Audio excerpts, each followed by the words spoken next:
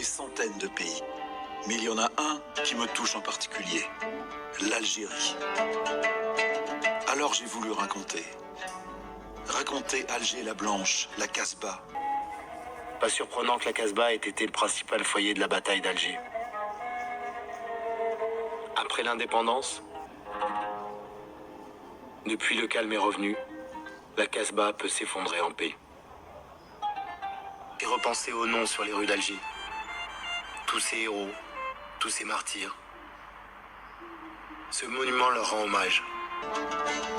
J'ai voulu montrer la Kabylie, prendre la route des vacances avec les Algériens, rêver de Méditerranée.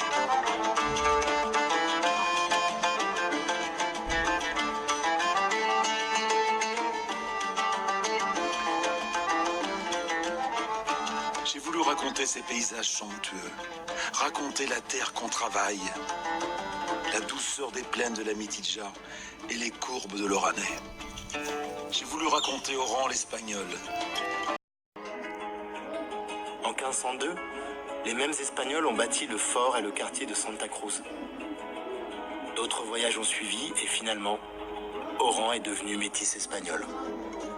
La cathédrale du Sacré-Cœur d'Oran, de style romano-byzantin, a été transformée en bibliothèque. Tlemcen était la vraie ville du pouvoir dans cette région. Ibn Khaldoun, l'historien arabe, raconte cette mosquée de la Mansoura, construite à partir de 1303 et jamais achevée. Contrebas, les ruines de Tipaza racontent les Romains, la chrétienté de Méditerranée et le pouvoir de Byzance. Les conquérants arabes étaient à cheval, ce souvenir-là est encore vivant. Il sent la poudre noire et le crottin. On pratique encore dans toute l'Algérie l'art de la fantasia, ce jeu de chevaux issu de la tradition arabe où les cavaliers font une démonstration de force et de courage. Je quitte la plaine de l'Oranais et pars en Kabylie, à la recherche des montagnes d'Algérie. Je vais dans la région de Tizi Ouzou, un voyage dans l'autre sens. J'irai jusqu'à Constantine, j'irai voir les Aurès, et pourquoi pas le désert.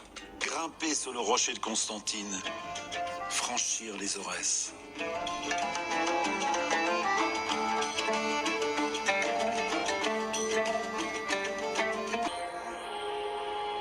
Plus au sud, sur les hauts plateaux d'Algérie, je suis tombé sur un site incroyable, un site romain, Djamila. Au creux du relief, on entre dans Timgad. C'était une ville de garnison romaine, fondée en l'an 100 de notre ère par Trajan, probablement pour servir de campement à la 3e légion d'Auguste Timgad. Devant moi commence le plus vaste désert chaud au monde. Il couvre la superficie de l'Australie tout entière. Sur ma route, El Oued, Gardaïa, El Ménéa, Timimoun, Tamanrasset, Janet. 1600 km à travers le désert.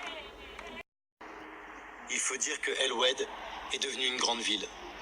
La cité aux 1000 coupoles abrite désormais plus de 100 000 personnes, sans compter l'activité touristique. Enfin, j'ai voulu montrer l'immensité du Sahara, filmé pour la première fois un mirage. Voir la cité de Gardaïa, ce miracle.